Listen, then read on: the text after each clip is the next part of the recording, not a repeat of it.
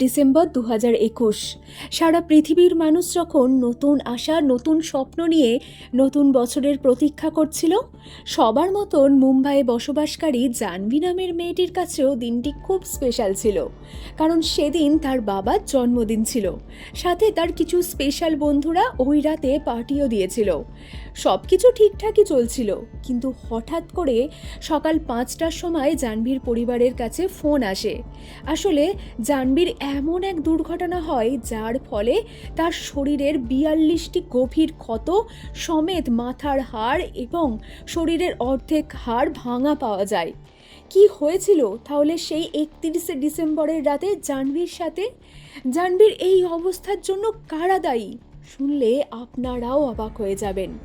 সমস্ত কিছু জানাবো আজকের ভিডিওতে, তাহলে পুরো ভিডিওটি দেখতে থাকুন।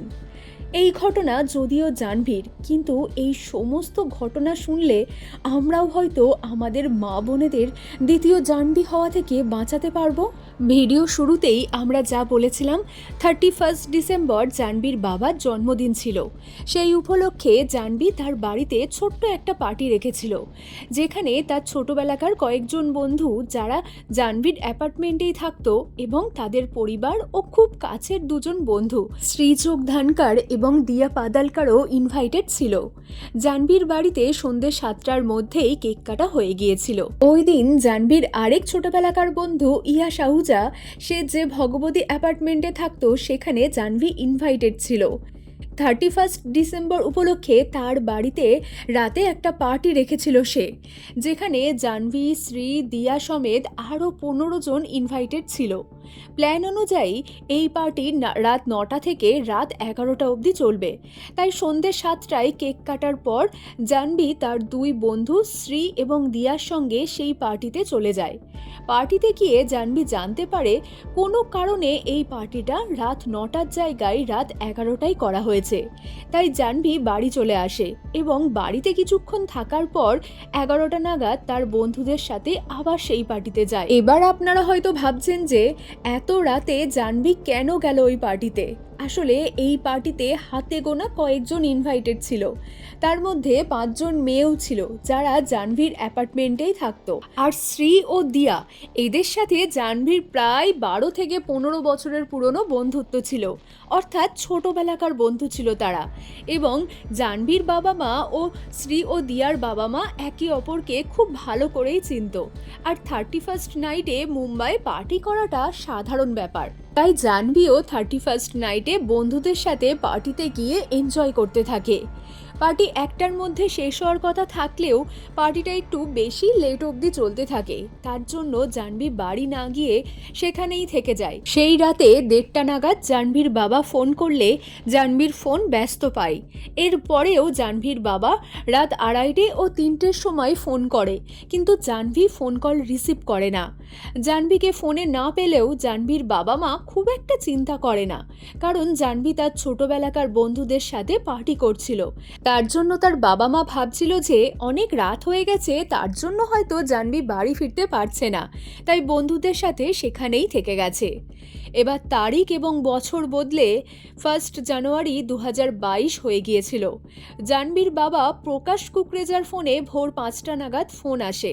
তার বাবা ভেবেছিল হয়তো নতুন বছরের শুভেচ্ছা জানানোর জন্য এত ভোরবেলা কেউ ফোন করেছে তাকে, কিন্তু ফোনটা তুলতেই তার পায়ের তলা থেকে মাটি সরে যায়। ফোনের ওপার থেকে এক ব্যক্তি বলেন, আপনার মেয়ে জাহ্নবীর অ্যাক্সিডেন্ট হয়ে গেছে, আপনি তাড়াতাড়ি খাড় পুলিশ স্টেশনে চলে আসুন। এরপরে জাহ্নবীর সাথে যে বান্ধবী দিয়া গিয়েছিল, দিয়ার বাবা সমীরেরও ফোন আসে জাহ্নবীর বাবার কাছে। সেও ফোন করে বলে, বাচ্চাদের অ্যাক্সিডেন্ট হয়ে গেছে, আপনি তাড়াতাড়ি খাড় পুলিশ স্টেশনে চলে আসুন। সমীর এটাও বলে বাচ্চাদের হসপিটালে ভর্তি করা হয়েছে। দিয়াকে ভর্তি করা হয়েছে হিন্দুজা হসপিটালে এবং জাহ্নবীকে ভাবা হসপিটালে ভর্তি করা হয়েছে। এই সব শুনে জাহ্নবীর বাবা বলে, দুজনই যখন একই পার্টিতে একসাথে গিয়েছিল, তাহলে দুজনার অ্যাক্সিডেন্টে দুজনকে আলাদা আলাদা হসপিটালে কেন ভর্তি করা হয়েছে, একসাথে কেন নয়? আর পুলিশই বা কেন আমাকে হসপিটালে না গিয়ে পুলিশ স্টেশনে যেতে বলছে? এটা শুনে দিয়ার বাবা জাহ্নবীর বাবাকে বলে, আপনি যত তাড়াতাড়ি সম্ভব খাড় পুলিশ স্টেশনে চলে আসুন। এখানে আসলে আপনার সমস্ত প্রশ্নের উত্তর আপনি পেয়ে যাবেন। এসব শুনে জাহ্নবীর বাবা আর দেরি না করে তাড়াতাড়ি পুলিশ স্টেশনে যায়। পুলিশ স্টেশনে গেলে জাহ্নবীর বাবাকে পুলিশরা জানান, আগের দিন রাতে আপনার মেয়ে জাহ্নবীকে ভগবতী অ্যাপার্টমেন্টের গ্রাউন্ড ফ্লোর থেকে মৃত অবস্থায় পাওয়া গেছে। এটা ওই অ্যাপার্টমেন্ট যেখানে আগের দিন রাতে জাহ্নবী এবং তার বন্ধুরা মিলে পার্টি করছিল। এই খবর শুনে জাহ্নবীর মাও তাড়াতাড়ি হসপিটালে ছুটে যায়। সেখানে গিয়ে দেখে তার মেয়ে মৃত অবস্থায় পড়ে আছে। তারপর জাহ্নবীর পরিবারকে প্রয়োজনীয় কিছু ডকুমেন্টসে সাইন করানোর পর জাহ্নবীকে পোস্টমর্টমের জন্য পাঠানো হয় এবং কিছুক্ষণ পর তার মৃতদেহ শেষকৃত্যের জন্য তার পরিবারের হাতে তুলে দেওয়া হয়। এই শেষকৃত্যের সময় জাহ্নবীর বাবা মার একটা জিনিস নিয়ে খুব খটকা লাগে। কালকে যারা যারা পার্টিতে ছিল তাদের মধ্যে বেশিরভাগই জাহ্নবীর ছোটবেলাকার বন্ধু এবং কয়েকজন তো তার প্রতিবেশীও ছিল। তাহলে এদের মধ্যে কেউ কেন জাহ্নবীকে শেষবার দেখার জন্য তার শেষকৃত্যে এলো না? এই সব কিছু দেখে জাহ্নবীর বাবা মায়ের সন্দেহ হয় যে জাহ্নবীর মৃত্যু কোনো সাধারণ মৃত্যু নয়, নিশ্চয়ই এর পিছনে কোনো বড় চক্রান্ত আছে।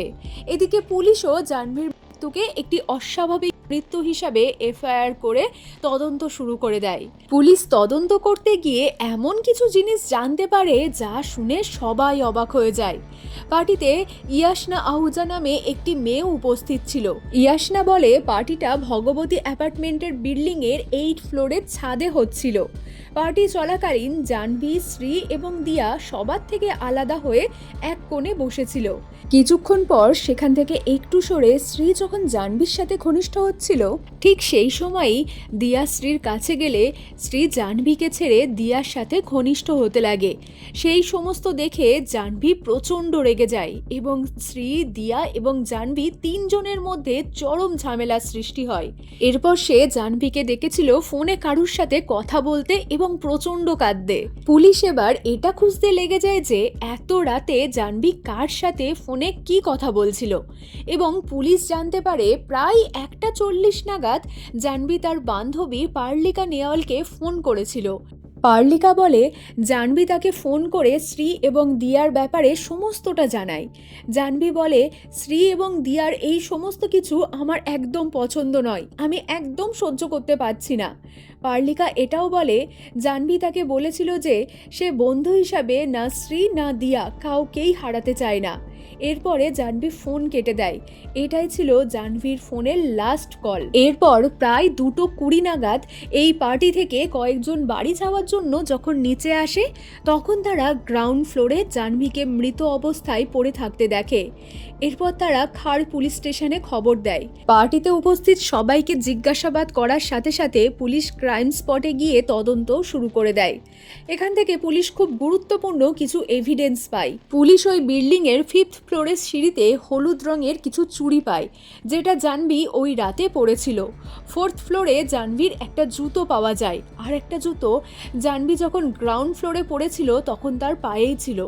জাহ্নবীর কানের দুল 3rd ফ্লোরে পাওয়া যায়, আর জাহ্নবীর হেয়ার ব্যান্ড সেটা 2nd ফ্লোরের থেকে খুঁজে পায় পুলিশ।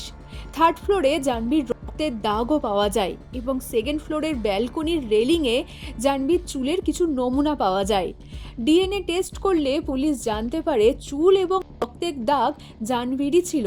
এবং শ্রীয়ের যখন তল্লাশি নেওয়া হয় তখন শ্রীয়ের বাড়ি থেকেও ওই রাতে শ্রী যে জামাটা পরেছিল সেই জামাটা পাওয়া যায় এবং সেই জামাতে যে রক্তের দাগ ছিল ডিএনএ টেস্ট করে দেখা যায় ওই রক্তের দাগ জাহ্নবীর ছিল। কিছুদিন পর জাহ্নবীর পোস্টমর্টম রিপোর্ট আসলে জানা যায় জাহ্নবীর শরীরে 48টা গভীর ক্ষতচিহ্ন ছিল।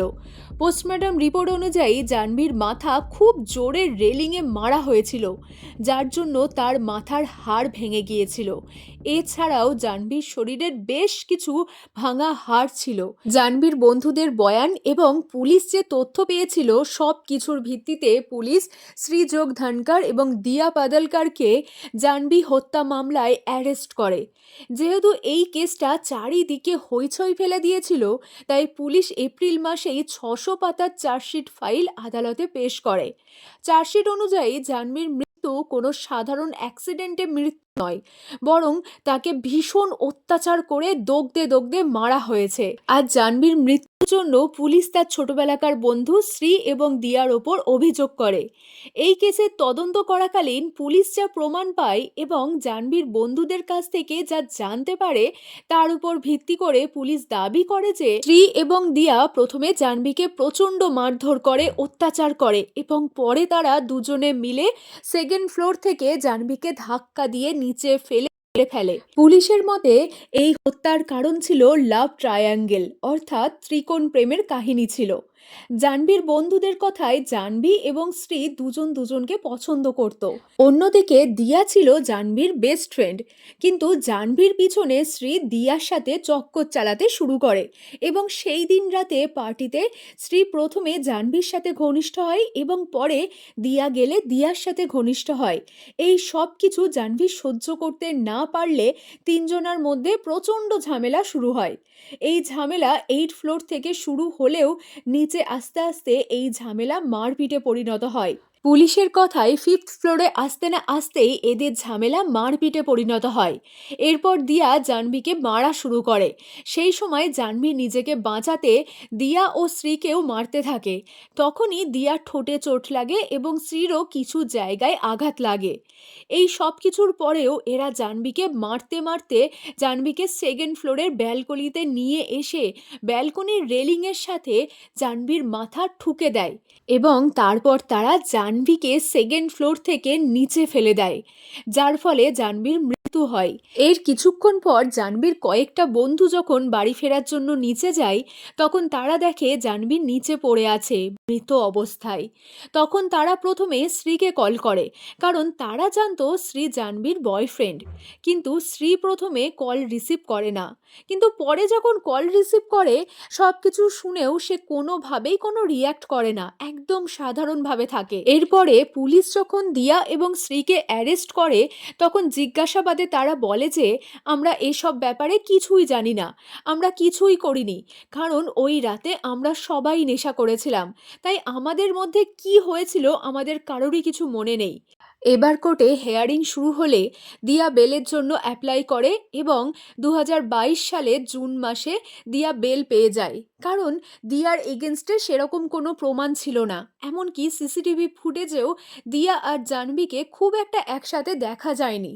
কিন্তু শ্রী অনেকবার বেলের জন্য অ্যাপ্লাই করলেও শ্রীর এগেনস্টে যেহেতু অনেক প্রমাণ রয়েছে, তাই শ্রী এখনও অবধি বেল পায়নি। সে বারবার বেলের জন্য অ্যাপ্লাই করেই যাচ্ছে। এছাড়াও শ্রীর নামে এর আগেও দুটি মামলা ছিল, একটি পানালা ও একটি ট্যাক্সি ড্রাইভারের সাথে ঝামেলায় জড়িয়ে পড়ার জন্য শ্রীর নামে এফআইআর হয়েছিল। সমস্ত কিছু দেখে আদালত শ্রীকে কোনোভাবেই বেল দিতে রাজি হয় না।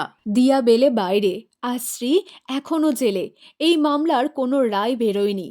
জাহ্নবীকে ন্যায় বিচার পাওয়ানোর আশায় জাহ্নবীর পরিবার প্রত্যেকটা হেয়ারিংয়ে কোর্টে যায়, কিন্তু কবে পাওয়া যাবে রায়? আদেও কি জাহ্নবী রায় পাবে, সঠিক বিচার পাবে? আপনাদের কি মনে হয়? তাহলে সবাই সুস্থ থাকুন, ভালো থাকুন আর সাবধানে থাকুন। নমস্কার।